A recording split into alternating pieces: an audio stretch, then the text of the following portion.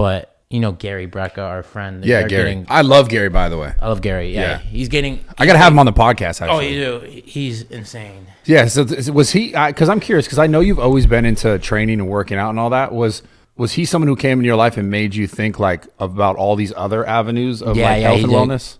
Big time, because he came, him and his family, all of them. But yeah, they introduced me to cold plunging, red light therapy. I've been doing for years. Oxygen, like doing oxygen on the bike, because as Gary says, is presence of oxygen is absence of disease, apparently. Yeah. Alkalizing your body, doing all this. I do all this weird shit because of him, but yeah, he's made me healthy. At one point, my testosterone was kind of like low, and then he just made it like to the highest natural testosterone levels you can get. Yeah.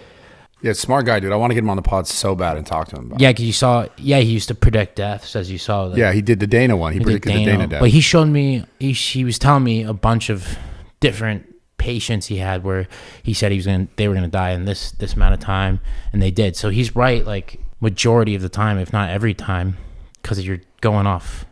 It's not just like random predictions. You're going off like numbers, whatever. But anyway, blood work, all that kind of stuff. Yeah, Dana was supposed to die in 10 years if he kept up his lifestyle, like if he just kept doing what Dana does. But like how accurate could you know that off of blood work? I really want to talk to him about this shit specifically. You should, but I think it's like, it's not like to the day, but I think it's like months.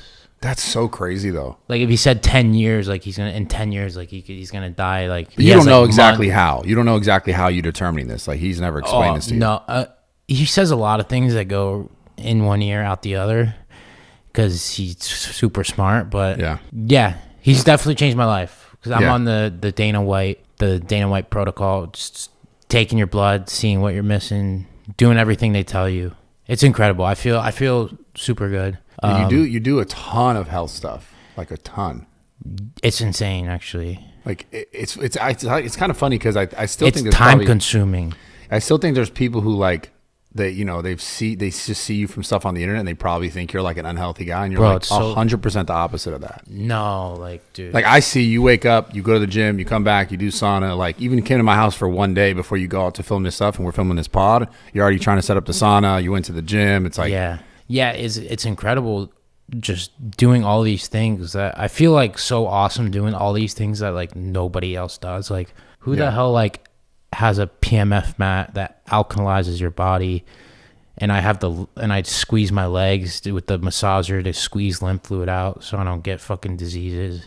I do the ozone IVs where they oxygenate your blood. That was amazing. I've done that twice with Gary. That was amazing. I do that every other day. I wonder if you could do too much though, right? Like getting IVs and stuff, you do too much. But the thing is, I just listen to these guys. Anything that's too much, like, because I want to do stem cells every day if I can. But I do it every 6 weeks, stem cells, and I haven't missed. Like an IV stem cell? IV stem cell. Don't those like 25,000?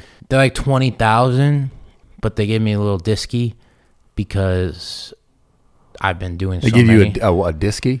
Discount. That's what you call it? A little disky?